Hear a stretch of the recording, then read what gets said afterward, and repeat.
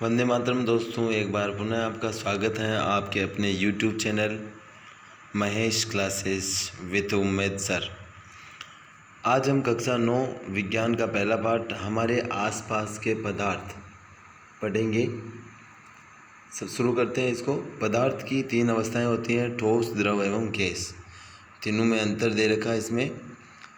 ठोस निश्चित आकार के, द्रव का निश्चित आकार नहीं होता है, गैस अनिश्चित आकार की होती है। ठोस का आयतन निश्चित होता है, द्रव का भी निश्चित होता है, परंतु गैस का आयतन अनिश्चित होता है। ठोस में कोई बहाव नहीं होता है, द्रव में बहाव होता है, गैस में अत्यधिक बहाव होता है।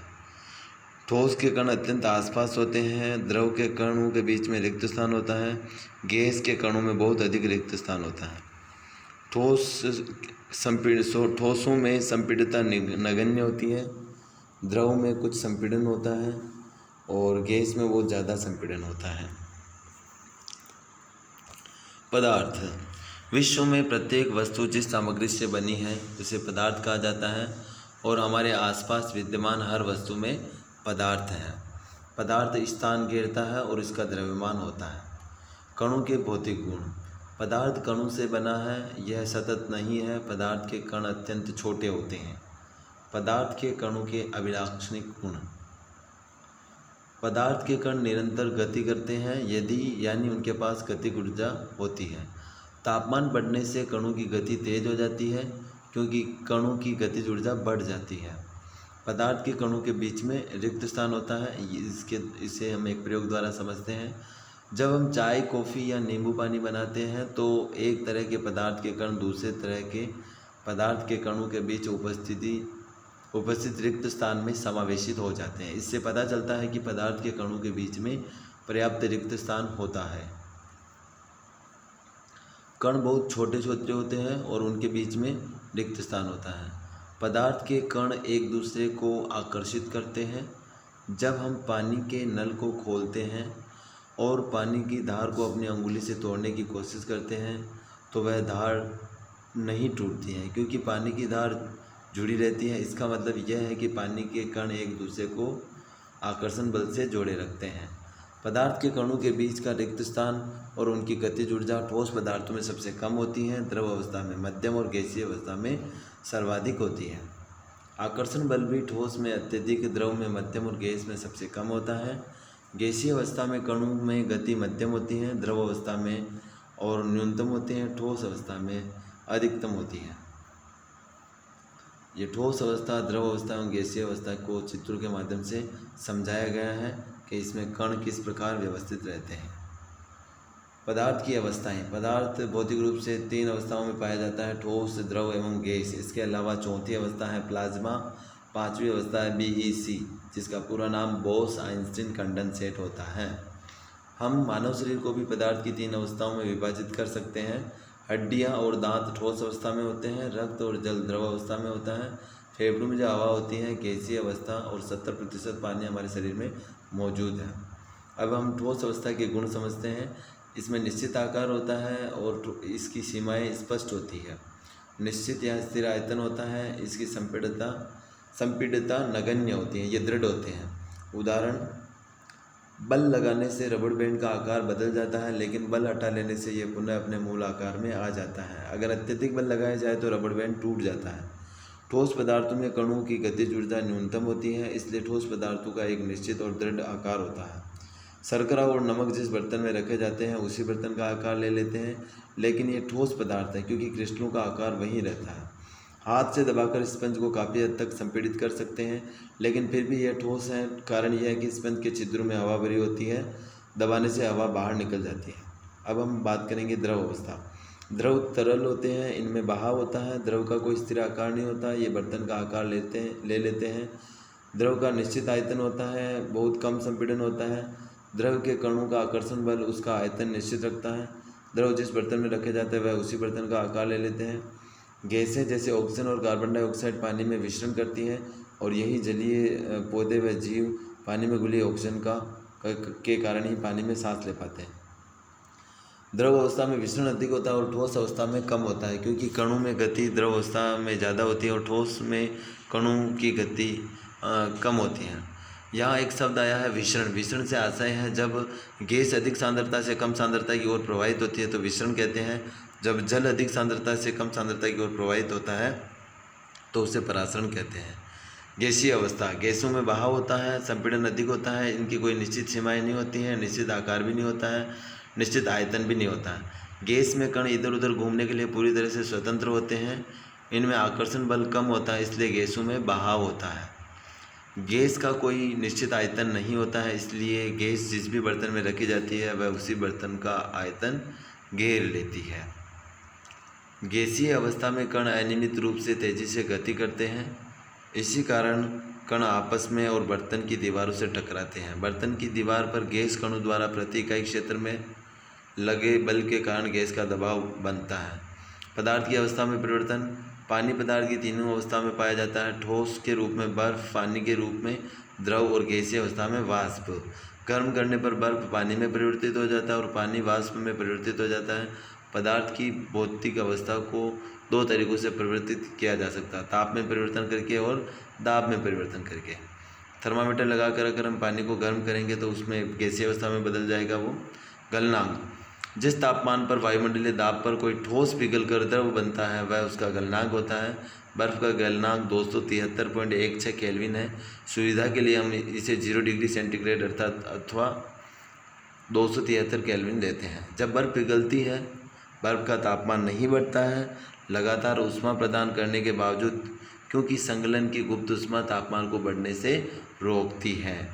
संगलन की गुप्त ऊष्मा, वायुमंडलीय दाब पर 1 किलोग्राम ठोस को उसके गलनांक पर द्रव में बदलने के लिए जितनी ऊष्मीय ऊर्जा की आवश्यकता होती है उसे संगलन की गुप्त ऊष्मा कहते हैं।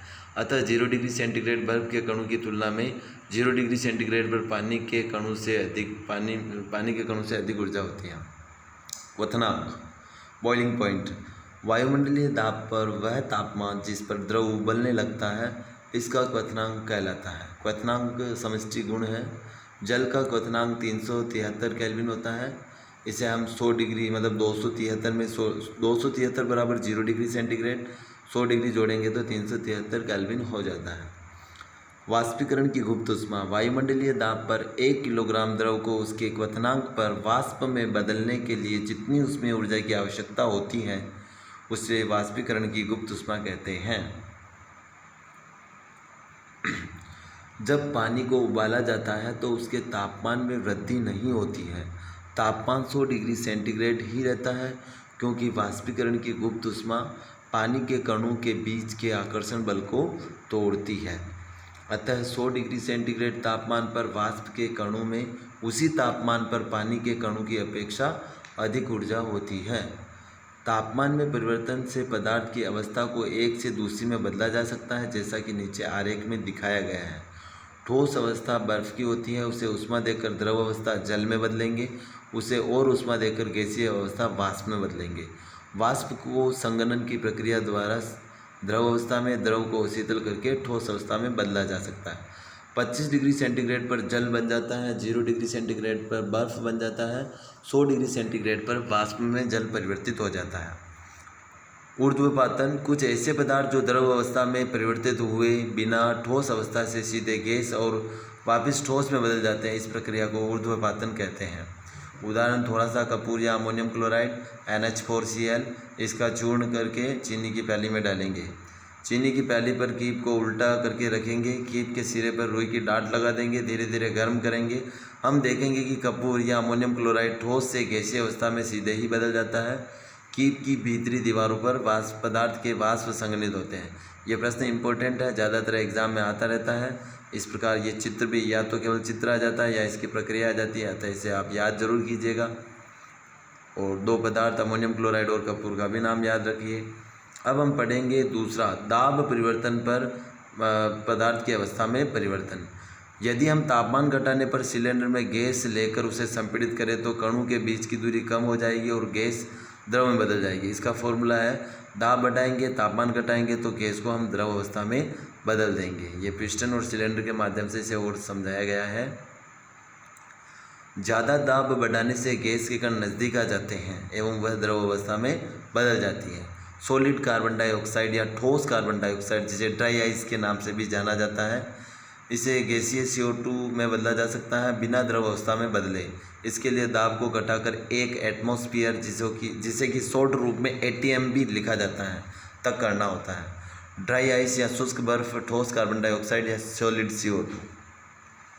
दाब और तापमान के प्रभाव से पदार्थ की तीनों अवस्थाओं का अंतरा रूपांतरण इस प्रकार इस चित्र के द्वारा समझाया गया है। द्रव को वाष्पीकरण करके गैस में बदल सकते हैं, गैस को संघनन से द्रव में, द्रव को संघनन से ठोस में, और द्रव को जमा कर ठोस में, और ठोस से गैस में बदलने की प्रक्रिया ऊर्ध्वपातन कहलाती है।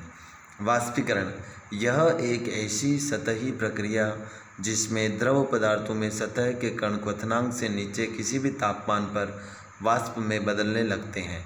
ऐसी प्रक्रिया को वाष्पीकरण कहते हैं। सतह पर उपस्थित कणों में उच्च गतिज ऊर्जा के कारण वे अन्य कणों के आकर्षक बल से मुक्त हो जाते हैं और इसी कारण से वाष्प में बदल जाते हैं। वाष्पीकरण को प्रभावित करने वाले 4 कारक हैं। पहला है सतही क्षेत्रफल। सतही क्षेत्रफल बढ़ाने से वाष्पीकरण की दर बढ़ जाती है। दूसरा है तापमान में वृद्धि। तापमान बढ़ाने से वाष्पीकरण की दर बढ़ जाती है क्योंकि पदार्थ के कणों की गतिज ऊर्जा बढ़ जाती है। आर्द्रता, अगर हवा में आर्द्रता है तो वाष्पीकरण की दर घट जाती है।